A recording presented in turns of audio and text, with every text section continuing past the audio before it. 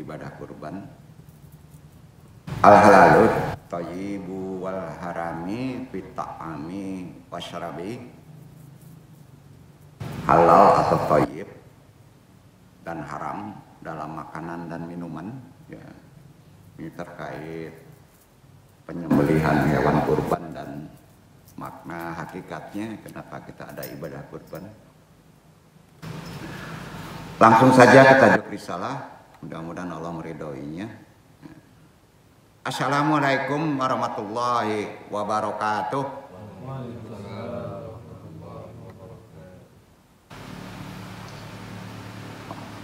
Alhamdulillahilladzi kana bi ibadihi qabiran basyira.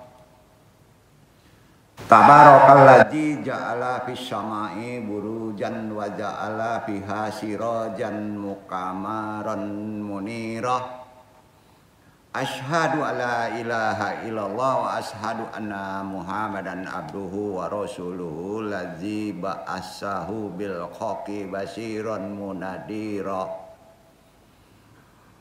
Wadaiya ilal haqqi biiznihi wa sirajan manira. Allahumma sholli alaihi wa ala alihi wa sahbihi wa salim tasliman katsira. Tentunya segala puji bagi Allah yang maha mengetahui, maha melihat hamba-hambanya, maha suci Allah. Dialah yang menciptakan bintang-bintang di langit dan dijadikan padanya penerang dan bulan yang bercahaya. Aku bersaksi bahwa tidak ada Rob selain Allah dan bahwa Muhammad adalah hambanya dan Rasulnya yang diutus dengan kebenaran sebagai pembawa kabar gembira dan pemberi peringatan, mengajak pada kebenaran tentunya dengan izinnya, dan cahaya penerang bagi umatnya. Ya Allah, mudah-mudahan kita curahkan sholawat, salam baginya, keluarganya, juga doa dan keselamatan yang berlimpah. Seperti biasa, sebelum kita taklim, kita sama-sama kita kuatkan lagi keislaman kita dengan syahadatain, istighfar, talqin, zikir, tentu ditujukan hanya kepada Allah Subhanahu wa taala. Sama kamu kita lafazkan ikhwan. Asyhadu alla ilaha illallah wa asyhadu anna Muhammadur Rasulullah. Allahumma sholli ala sayyidina Muhammadin nabiyyi ummi wa ala alihi wa sahbihi wasallim. Istighfar. Astaghfirullahaladzim. Astaghfirullahaladzim. Astaghfirullahaladzim. Doa marifat. Ilahi anta maksudi wariddoka matlubi atini mahabbataka wa marifataka. Taharo 3 kali. La ilaha illallah, la ilaha illallah, la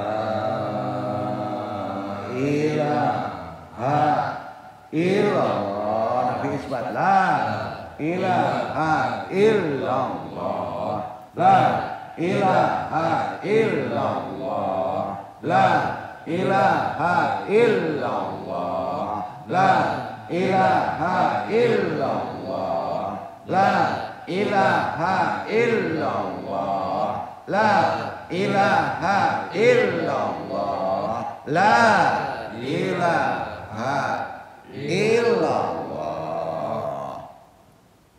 La ilaha illallah Muhammadur Rasulullah. Ilaha dunia sholli wa ilaha hadrati Syekh Abdul Qadir Jalani bi syafaat Nabi Muhammad bi idznillah wadidullahi. Ya Allah, ya Allah, ya Allah, innaka kulli syai'in qadir. Taqiyah jatina pasang niat ridha Allah.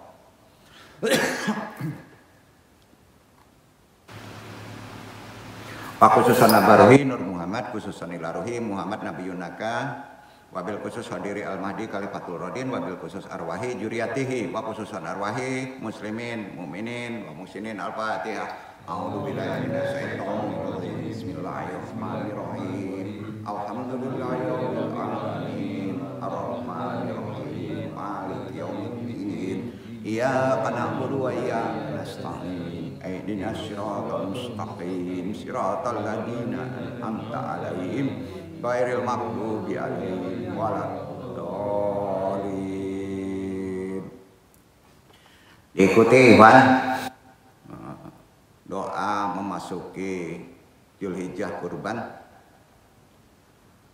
Bismillahirrahmanirrahim. Bismillahirrahmanirrahim. Allahumma taqabbal minni, Allahumma taqabbal minni tadiyati fisabilika, tadiyati fisabilika, atamana antuatini idon, atamana antuatini idon, ilkuata hatta atamakan, ilkuata hatta atamakan, al-qadai, al-qadai, ala kulli syai taratin, ala kulli syai taratin, lisyahwati, lisyahwati, wasyahwati, wasyahwati, allati tukhriku, allati tukhriku, hadal abda daiman, hadal abda daiman.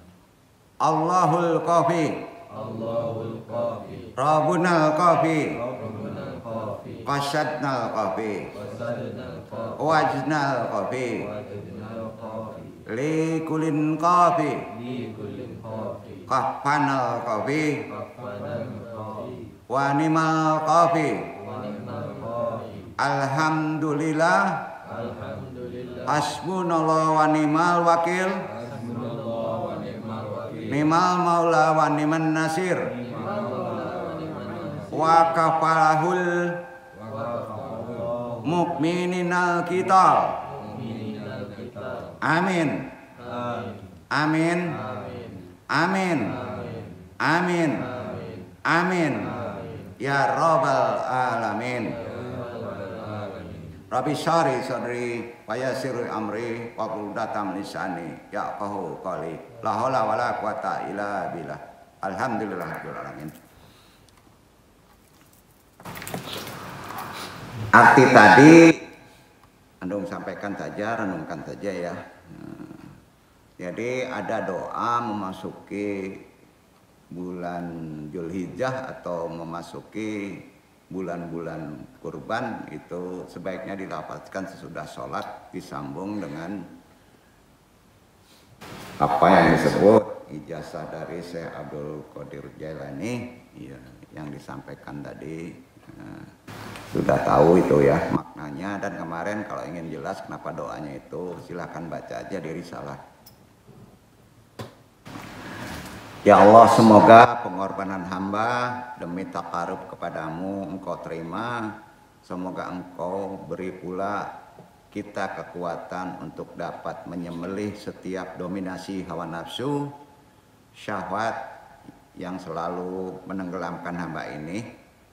Allah yang mencukupi, Rabb kita yang mencukupi, tujuan kita Allah yang mencukupi, yang kita temukan Allah yang mencukupi, terhadap segala sesuatunya Allah yang mencukupi, yang memenuhi kebutuhan kita hanyalah Allah.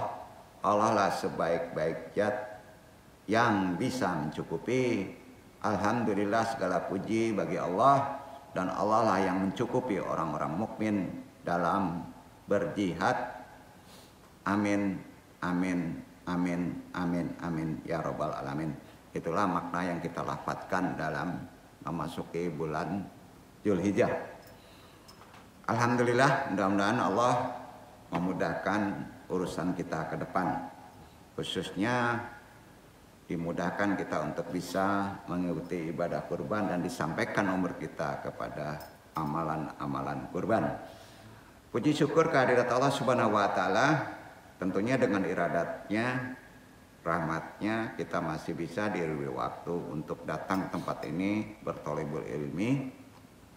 Jemaah, ikhwan akhwat, baik yang hadir talaki langsung maupun yang tidak bisa hadir tidak langsung melalui dunia sain atau medsos. Tidak lupa sohibil qadilah lamhanu guru kita dan kita hormati. Seluruhnya rahimahumullah.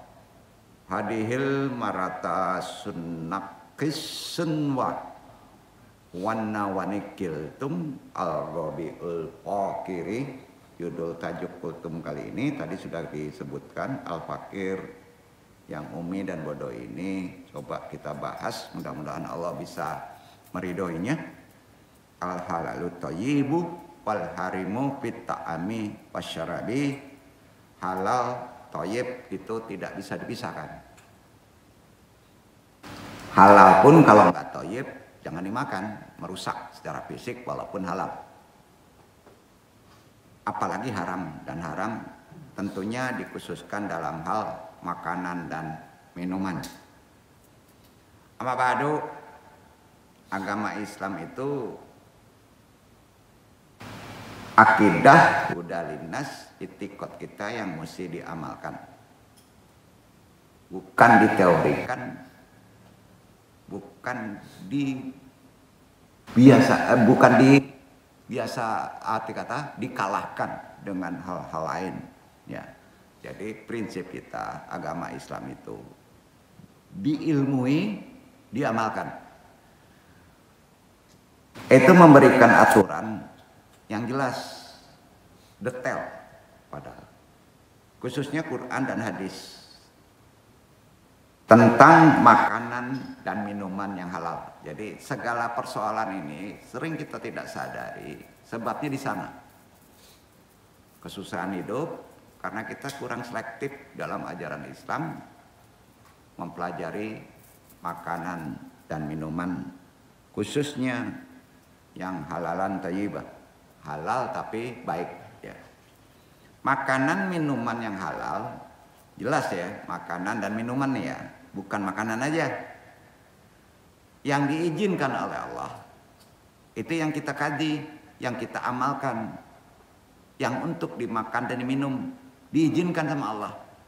Sebaliknya, makanan dan minuman yang haram itu makanan dan minuman yang dilarang untuk dimakan dan minum dengan alasan ada aturan secara syar'i ya, itu jelas. Jadi kata halal itu berasal dari bahasa Arab ya, etimologinya itu halal itu melepas ikatan. Arti kata halal itu dibolehkan, nggak ada keterikatan. Halal itu artinya melepas ikatan, dibolehkan, tidak dilarang menurut hukum agama khususnya Islam. Sedangkan dalam ensiklopedia hukum fikih Islam, halal itu diartikan sebagai segala sesuatu yang menyebabkan seseorang tidak dihukum jika memakan dan meminumnya. Arti kata boleh dikerjakan karena sesuai menurut syarak. Itu menurut hukum Islam. Nah, jadi dari dua pengertian tadi, secara pemahaman etimologi, secara pemahaman arti, secara pemahaman hukum, pengertian halal tadi, kita bisa menyimpulkan bahwa makanan dan minuman diilmui dulu. Yang halal ialah makanan minuman yang baik, ditambah baik. Itu yang thayyib, yang dibolehkan mengkonsumsinya. Karena begitu tuntunan syariat Islam. Arti kata sesuai dengan yang diperintahkan dalam Al-Quran dan hadis. Jadi segala sesuatu, baik itu berupa tumbuhan, buah-buahan, binatang, dasarnya adalah halal dimakan, dasarnya. Kecuali pas ada nas Quran dan hadis yang mengharamkannya, maka jangan dimakan. Jadi ada dasarnya. Jadi pada dasarnya semua bermanfaat. Dan hal-hal yang baik adalah halal, thayyib. Sedangkan semua yang membahayakan pasti ada resiko dan buruk. Itu yang disebut haram. Nah, udah tahu deh. Ya. Jadi hukum asal makanan minuman, baik hewan, tumbuhan, yang di laut maupun yang di darat, halal. Kecuali ada dalil yang mengharamkannya. Ya, kan gitu. Nah, dalil yang mengharamkannya itu bukan di hadis. Di Quran. Nah, Allah berfirman di Al-Baqarah surat 2 29. Iqra iwan. Itu dia. Dalil dasar mengharamkannya tidak di hadis, di Quran. Berarti dari Allah langsung. Berarti perlu kita pahami secara konteks kehidupan hati-hati dengan makanan dan minuman.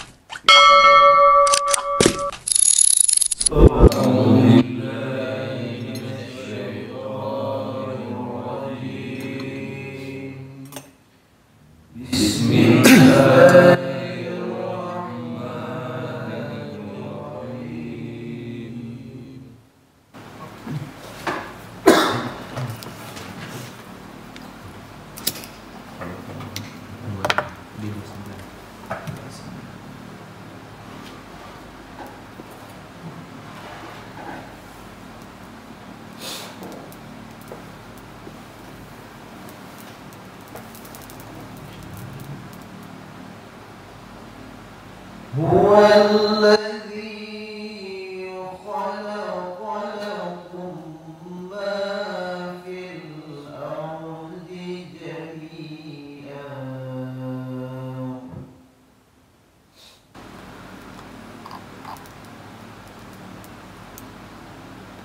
ثم استوى إلى السماء فسواهن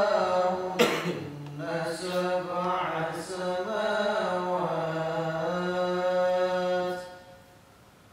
وهو بكل شيء عليم.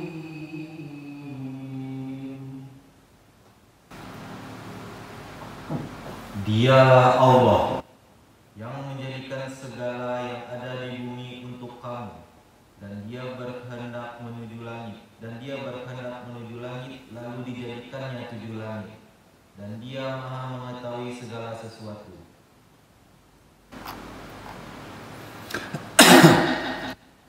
Nih, kecerdasan kita menangkap seperti tidak nyambung, ya.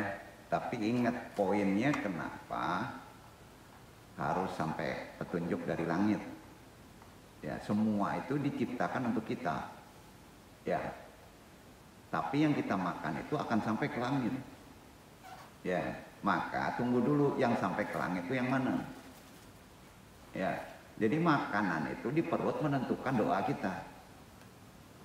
Ya, jadi makna ini dalam tuh penafsiran tadi. Allah itu menciptakan segala apa ada yang di bumi untuk siapa? Untuk kita. Kemudian Dia menuju ke langit. Makanan itu yang dimakan itu doa menuju ke langit. Yang menuju ke langit itu nanti dijelaskan, ya. Nah, disempurnakan dengan 7 perkara, ya. Yang nggak boleh dimakan, yang boleh dimakan. Karena Allah mengetahui itu. Nah, ini pentingnya kita memahami konsep Quran. Jadi nggak bisa Quran itu dibahas dengan kecerdasan spiritual yang tidak ada dasar asbabun nuzul, dan di hadis asbabul wurudnya. Sebab turun itu apa? Maka kita tahu makna tadi, ya.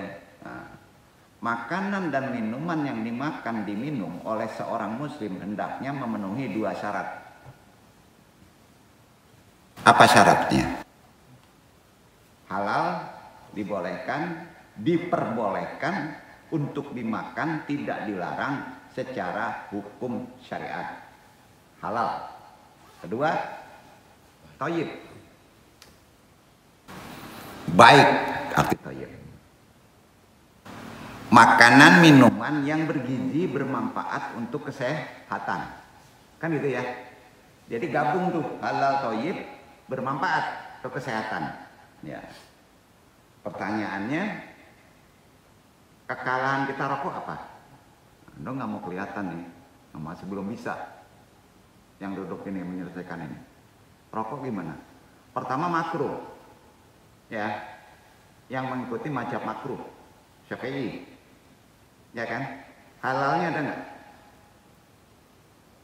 Manfaatnya itu ruhani, menenangkan, sama dengan kopi, ya. Tapi sifat kejelekannya candu, ya. Kalau kelebihan gitu kan bercandu jadinya, maka merusak tetap. Maka hukumnya makruh. Thayyibnya sedikit, thayyibnya sedikit, ya. Jadi mudah-mudahan kita memohon kepada Allah, ada waktunya kita bisa mengurangi atau bahkan tidak merokok. Itu akan lebih baik. Enggak. Jadi halalnya suatu makanan dan minuman, ya, halalnya nih, ini kita pisah dulu. Harus meliputi 3 hal. Yang disebut halal itu secara hukum Islam ada 3 hal. Ah, ini yang berat. Jujur deh, ini yang berat. Halal itu Quran menyebutnya kambing halal. Ya. Dapatnya dari judi. Yang halal jadi haram. Ya. Jadi ada 3 hal yang halal itu. Di sini gunanya thalibul ilmi. Ya. Makanan yang kita makan, nasi goreng halal, tapi uangnya korupsi. Nasi gorengnya haram. Pertama, halal cara mendapatkannya kan. Yang pertama, itu dulu.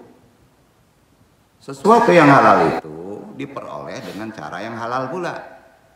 Ada tuntunan syariat yang halal gimana? Nggak boleh nyodong, nggak boleh korupsi, nggak boleh riba. Ah, repot nih. ya kan? Nah, sesuatu yang halal, tetapi caranya mendapatkannya tidak sesuai dengan hukum syariat. Tegas nih ya, seluruh mazhab menyebutnya haram hukumnya. Apa? Haram hukumnya. Tuh. Itu yang paling berat.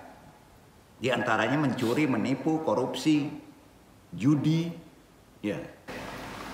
Itu poin yang mesti tegaskan dulu, halal tuh. Yang kedua, halal menjadi haram juga. Yang pertama nanti udah ada nih, udah dapat ya. Udah dapat kita secara halal dari poin pertama, cara mendapatkannya sah secara syariat dengan jerih payah. Tapi proses cara pengolahannya tidak halal, maka jadi haram. Ya, gini, kita membeli ayam uangnya dari keringat, tapi pas kita olah tidak baca bismillah. Sepele kan? Ada hadisnya. Memotong ayam tidak ada ilmu syariatnya, main hantam atau digejlik dari pasar, atau yang memotongnya dalam keadaan tidak sah, kan di pasar tuh, maka hukumnya ayam itu tetap haram.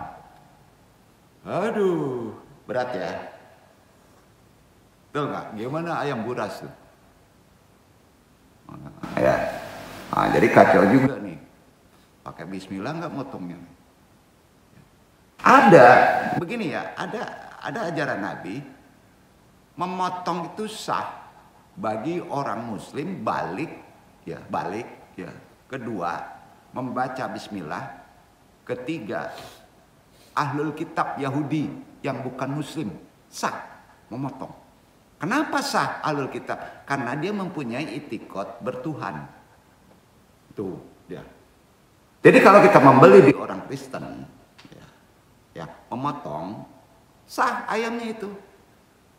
Cara memprosesnya sah, nggak masalah. Ya. Justru yang berbahaya itu yang musyrik. Nah ini yang bahaya. Nah, jadi itu yang kedua, ya. Jadi jelas gini, proses cara pengolahan sesuatu yang halal itu harus diperoleh dengan cara yang halal.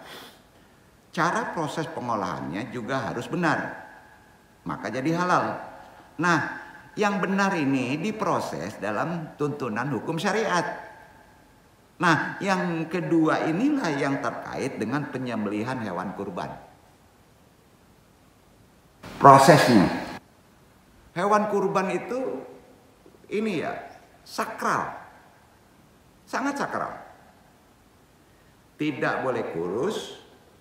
Harus ada sumsum, ya. Umurnya ditentukan, ya kan? Tidak boleh buta, tidak boleh cacat telinganya terpotong. Nah, itu dia. Maka harus selektif. Nah, ini bahayanya. Ini yang terkait yang kedua ini, proses pengolahannya. Ah, itu ya. Terus gimana cara menyembelihnya? Waktunya kapan, betul kan? Terbatas dengan hari tasyrik 3 hari kan? Nggak boleh tuh lewat dari itu. Hari keempat bukan kurban, sebelumnya daging biasa, bukan kurban. Kemarin udah dijelaskan. Jadi pada ibadah kurban, hewan seperti kambing, ya, sapi, jika disembelih dengan cara yang tidak sesuai dengan hukum Islam, maka dagingnya menjadi haram tetap. Atau minuman yang pada dasarnya halal, tetapi cara pengolahannya bercampur dengan minuman yang haram. Dalam proses pembuatannya mulai dari awal pengolahan, fermentasi, sampai produk, sengaja dimaksud karena niat itu kalau difermentasi untuk memabukkan. Itu disebut kamar. Jelas itu menjadi alkohol, hukumnya tetap haram. Ya. Yang ketiga, halal karena zatnya. Maksudnya gini, halal karena zatnya ini adalah makanan yang memang memiliki status halal untuk dimakan, dikonsumsi. Makanan dan minuman halal tersebut ditetapkan kehalalannya dalam kitab suci Al-Quran dan hadis. Contohnya gini, daging sapi, ayam, kambing, buah-buahan, apel, kurma, anggur. Semuanya jenis makanan, minuman yang ada di muka bumi ini pada dasarnya halal hukumnya. Usulnya, kecuali terdapat dalil jatnya ya, dalil jatnya ditentukan Quran atau hadis menjelaskan hukum haramnya. Seperti makanan yang haram terkait dengan karena jatnya itu ada di ayat Al-Baqarah. Langsung aja petunjuknya di Quran. 173 dibaca tuh. Yang ketiga, 173.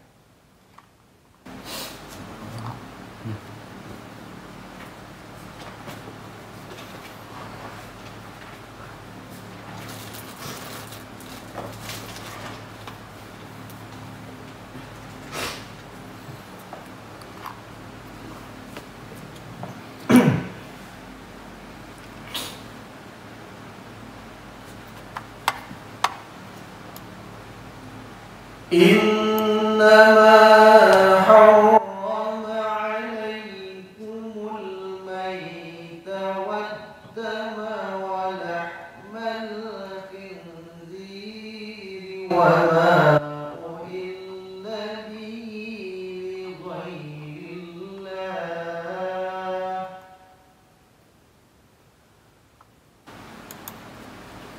فمن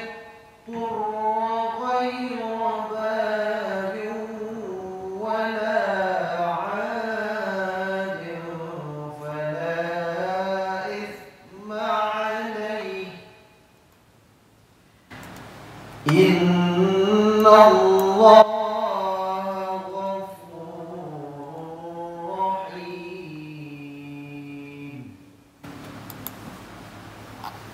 Sesungguhnya Allah hanya mengharamkan bagimu bangkai, darah, daging babi, dan binatang yang ketika disembelih disebut nama selain Allah. Tetapi siapa yang dalam keadaan terpaksa memakannya sedang ia tidak menginginkannya dan tidak pula melampaui batas, maka tidak ada dosa baginya. Sesungguhnya Allah Maha Pengampun lagi Maha Penyayang. Jelas ya, zatnya ya, yang nggak boleh paling pokok babi.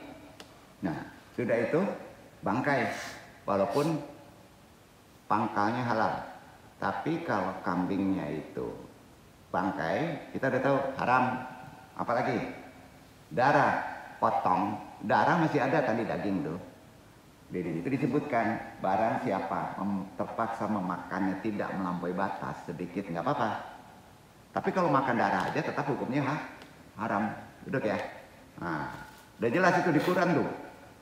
Tidak melampaui batas, maka tidak ada dosa baginya. Ya, jadi gini kan nggak mungkin darah habis semuanya kan, ya. Tapi yang zat paling pokok babi, nggak boleh tuh. Terus ada di hadis itu binatang yang menjijikan, ya, itu kan dimakan. Ada sifat itu, kalau meragukan jangan dimakan, biawak katanya. Nah, itu kan ya, meragukan tapi menjijikan, ya, jangan dimakan ular.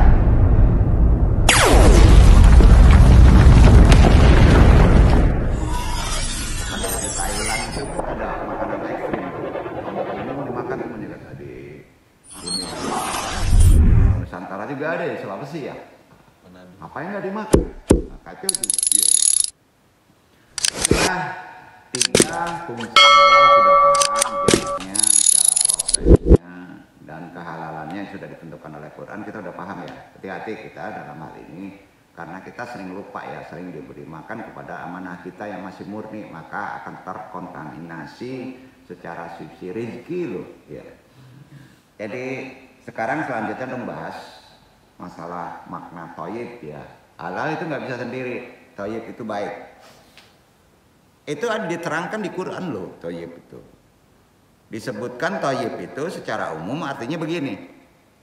Syai'un jayyidun tashhuru bihi hawasu warruhu. Sesuatu yang dirasakan enak oleh indera dan jiwa. Ya.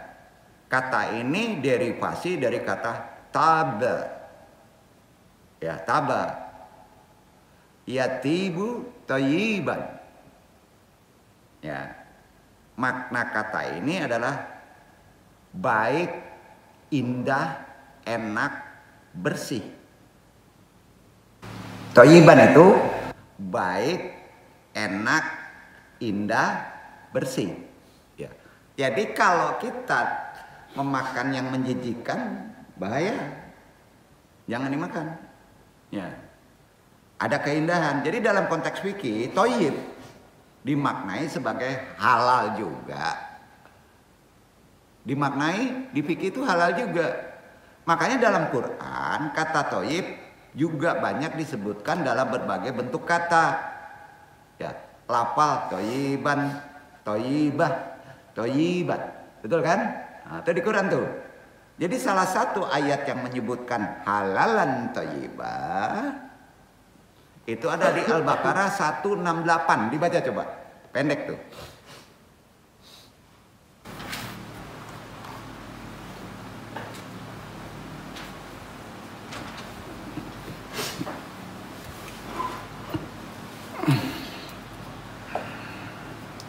يا أيها الناس كلوا مما في الأرض حلالا طيبا ولا تتبعوا خطوات الشيطان إنه لكم عدو مبين.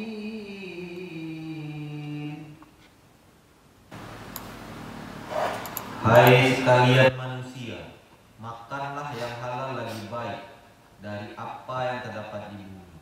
Dan janganlah kamu mengikuti langkah-langkah syaitan, karena sesungguhnya syaitan itu adalah musuh yang nyata bagimu.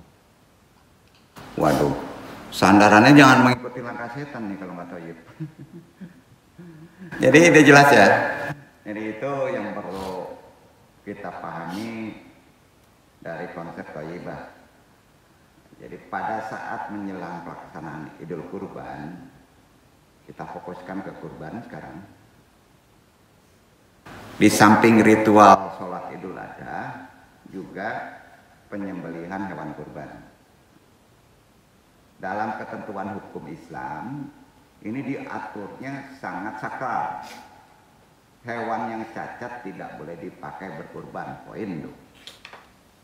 Ya, kecuali dia nggak cacat nih, dibawa mobil tabrakan, patah kakinya, sah tuh. Karena didapatannya bukan dari usul, ya. Nah, itu terjadi, ada hadisnya tuh. Termasuk juga kaitannya dengan hal-hal masalah penyembelihan kurban itu. Di Indonesia ini berkembang wabah penyakit yang disebut foot and mouth disease, kuku.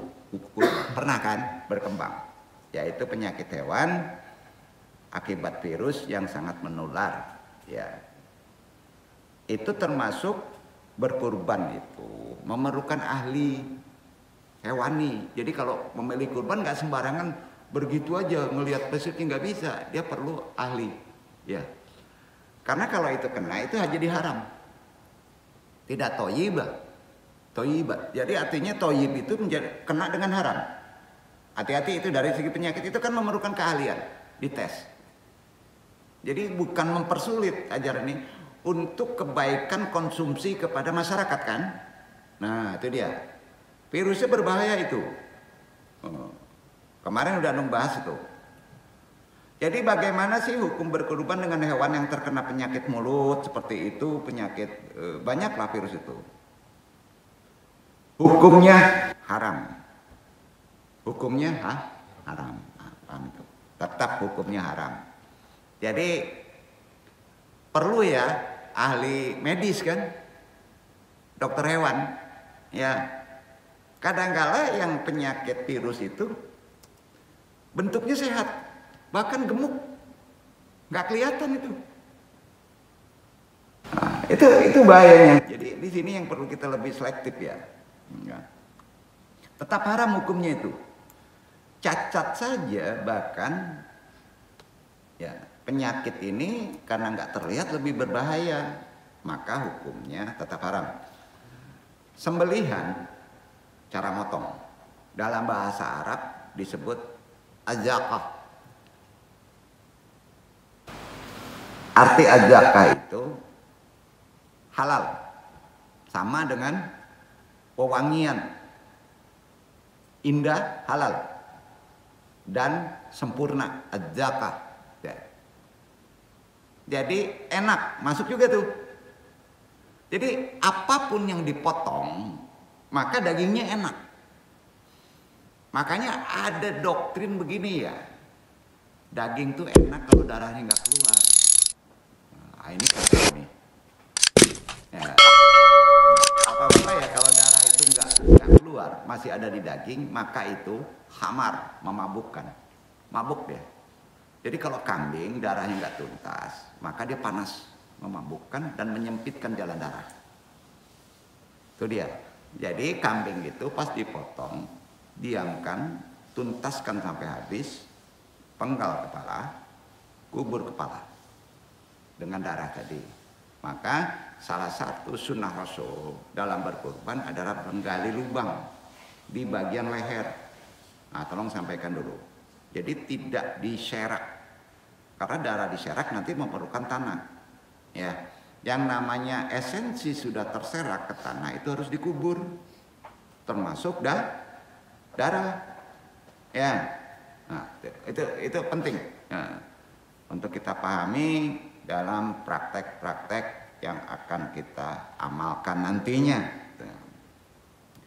Jadi udah jelas ya, perkara sembelihan itu adzaqah, sembelihan, penyembelihan yang sesuai dengan ketentuan syarak hukum Islam ini menyebabkan hewan yang disembelih itu menjadi enak dan halal, ya, untuk dikonsumsi, dimakan. Jadi istilahnya penyembelihan adalah suatu aktivitas pekerjaan atau kegiatan menghilangkan nyawa hewan atau binatang dengan memakai alat bantu atau benda yang tajam ke arah urat leher bagian 2 penentuan nadi saluran pernapasan, ya, yang menghubungi ke pencernaan agar binatang yang disembelih menjadi halal dan enak, baik. Nah, akhirnya boleh dimakan sesuai dengan aturan syarak begitu. Maksudnya begini, hewan atau binatang yang disembelih sesuai dengan ketentuan syarak menjadi hewan atau binatang sembelihan tersebut menjadi enak, baik, suci, halal, lezat untuk dimakan. Jadi bukan halal saja disembelih itu. Jadi jika binatang yang akan disembelih masuk ke lubang yang sulit, nah ini perlu disampaikan, masuk lubang sulit, tidak bisa dijangkau, maka diperbolehkan melukai bagian tubuh mana saja untuk mematikan binatang tersebut. Jadi itu dibolehkan, ditusuk atau apa ya, karena nggak bisa dipotong. Nah, itulah tetap halal. Tapi sebaiknya setelah di atas tetap dibuang bagian kepalanya. Itu poinnya. Penyembelihan itu dalam sisi syarak dilihat dari segi caranya. Dikelompokkan kepada 3 bagian. Pertama disebut azabu, yaitu memotong batang leher sebelah bawah yang bisa disembelih dengan syarat tertentu. Contohnya penyembelihan sapi, kambing dan sejenisnya. An-nahru, memotong batang leher sebelah bagian atas, bukan bawah, di atas, karena letakkan di samping, yaitu disunahkan diantaranya unta. Alhamdulillah kita nggak ada unta, ya. Jadi kalau antum suruh motong di Arab, gayanya di sini nggak bisa tuh, beda lagi, gesernya beda. Kalau unta dari depan ke belakang, kalau sapi ya dari pangkal belakang golok ke ditarik. Itu awal pertamanya, paham ya? Itu bedanya, gesekannya. Nah, jadi diatur, dan ini ada hadisnya ya, an-nahru. Yang ketiga, al-aqru, sembelihan daruroh. Sembelihan sifatnya terpaksa, dilakukan dengan cara melukai bagian mana saja, karena hewan itu ya kondisinya harus dibunuh, ngamuk, nggak bisa dipegang. Sampai sapi kita gede-gede sekarang ya, kalau ngamuk mau dipotong gimana? Dor, boleh. Nah ini banyak yang nggak tahu, namanya itu al-aqru. Ya, boleh dibunuh bagian mana saja. Nah itu dia. Atau masuk lubang atau kemana saja. Pas didekati ngamuk dia. Lah ingat, sapi itu banteng loh. Ya. Jadi cara ini dilakukan misalnya jika hewan ini masuk ke sumur, mengalami kesulitan, ngamuk. Nah, sebab ngamuk satu aja ya, dong rahasiakan. Ada hadis menunjukkan zaman Nabi. Mereka melihat pisau. Nah ingat, itu makhluk loh. Hewan itu punya rasa, kecerdasannya insting, lebih tajam dari manusia. Ngelihat pisau pasti akan dibunuh. Dia ngamuk tuh. Jadi perintahnya gimana? Kalau orang dulu menyembelih itu kan ditutup daun pisang Pak, pisau. Goloknya itu, matanya ditutup, jangan ngelihat. Ah itu dia. Jadi akan kesulitan nanti penyembelihan loh. Cara yang pertama ya, yang perlu kita pahami ya, hati-hati itu.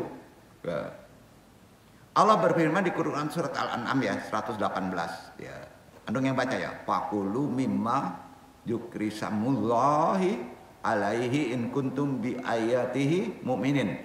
Makanlah sebagian apa daging hewan yang halal yang ketika disembelih disebut nama Allah jika kamu beriman kepada ayatnya. Jadi menyembelih pas motong setarnya apa? Bismillah. Ya, walaupun ada doa-doa yang lain. Karena itu ada hadisnya, dikuatkan dengan hadis ya sahih ya. Hadis ini riwayat Muslim. An Abi Ya'la Saidada bin Ausun radhiyallahu anhu minan Nabi Muhammad sallallahu alaihi wasallam qala inna Allah ja'ala ala kulli syai'in ahsanan fa idza qataltum fa ahsinul qatalata wa idza dabahtum fa ahsinu dibata waliuhuda ahadakum safratahu waliyah dahabahu. Dari Abu Ya'la Sadat bin Aus radhiyallahu anhu dari Rasulullah SAW, beliau bersabda, sesungguhnya Allah Subhanahu wa taala menetapkan perbuatan baik pada setiap sesuatu. Jika kalian membunuh, maka bunuhlah dengan cara yang baik. Jika kalian menyembelih, maka sembelihlah dengan cara yang baik pula. Hendaklah salah seorang di antara kalian menajamkan pisaunya dan menenangkan sembelihannya. Enggak main gosok aja, tenang. Perlu keahlian, hadis riwayat Muslim. Enggak. Jadi penyembelihan dalam tata aturan Islam ini tujuannya untuk mematikan hewan dan menghalalkan dagingnya untuk dimakan kan gitu. Jadi penyembelihan ini membedakan apakah hewan yang telah mati menjadi halal atau haram dimakan. Jadi dengan penyembelihan itu maka menjadi halal. Ya. Hewan yang disembelih sesuai dengan ketentuan syarak halal dimakan. Hewan yang disembelih tetapi tidak sesuai dengan syarat haram dimakan, jelas. Jadi misalnya menyembelih tidak menyebut nama Allah, itu tata aturannya, tetapi menyebut nama selainnya. Hewan yang mati tidak karena disembelih ya juga haram dimakan. Mati tidak disembelih makan, seperti bangkai kecuali ikan dan belalang. Ya, ikan dan belalang. Berbeda dengan sembelihan dalam agama lain.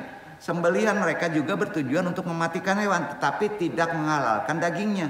Oleh karena itu, syariat Islam penyembelihan ini hukumnya wajib dilakukan terhadap hewan agar ia halal dimakan. Hewan yang tidak disembelih sesuai dengan hukum Islam diistilahkan tetap bangkai, najis, serta haram untuk dimakan. Hal ini sesuai dengan Allah menunjukkannya. Lebih banyak loh masalah ritual hewan ini daripada tuntunan sholat. Jadi tolong diilmui, ikuti aturannya. Jadi banyak di Quran nih. Al-Maidah 5 ayat 3 Iqra.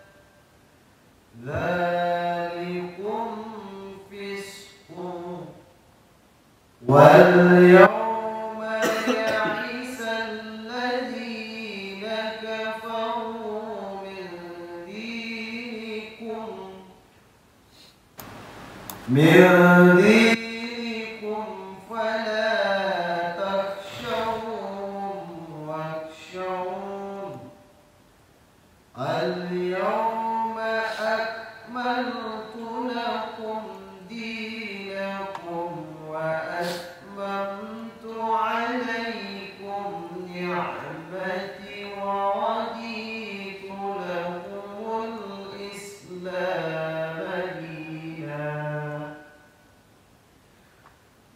فمن اضطر في خمسة غير متجانف لإثم متجانف لإثم فإن الله غفور رحيم. Diharamkan bagimu memakan bangkai, darah, daging babi, daging hewan yang disembelih atas nama selain Allah, yang tercekik, yang dipukul, yang jatuh, yang ditanduk, dan yang diterkam binatang buas, kecuali yang sempat kamu menyembelihnya. Dan diharamkan bagimu yang disembelih untuk berhala, dan diharamkan juga mengundi nasib dengan anak panah. Mengundi nasib dengan anak panah itu adalah kefasikan. Pada hari ini orang-orang kafir telah putus asa untuk mengalahkan agamamu. Sebab itu janganlah kamu takut kepada mereka dan takutlah kepadaku. Pada hari ini telah kusempurnakan untuk kamu agamamu dan telah kucukupkan kepadamu nikmatku dan telah kuridhoi Islam itu jadi agama bagimu. Maka barang siapa terpaksa karena kelaparan tanpa sengaja berbuat dosa, sesungguhnya Allah Maha Pengampun lagi Maha Penyayang. Jadi itu ketentuannya nggak perlu dijelaskan lagi karena ayat itu bisa dipahami dengan konsep akliyah ya, tidak mutasyabih. Nah, kemudian ingin di dalamnya perkara adab aturan ada di Quran surat Al-A'raf surat 7 157, nanti baca aja itu dia. Nah, jadi ayat-ayat tadi itu menjelaskan gimana sih binatang yang disembelih itu adab tata aturannya khususnya pada ritual penyembelihan kurban ya.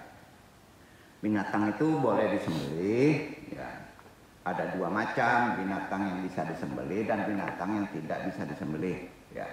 Binatang yang bisa disembelih harus disembelih pada bagian yang telah ditentukan, yaitu leher dengan memotong 2 urat darah ya, jelas ya, kerongkongan dan tenggorokan.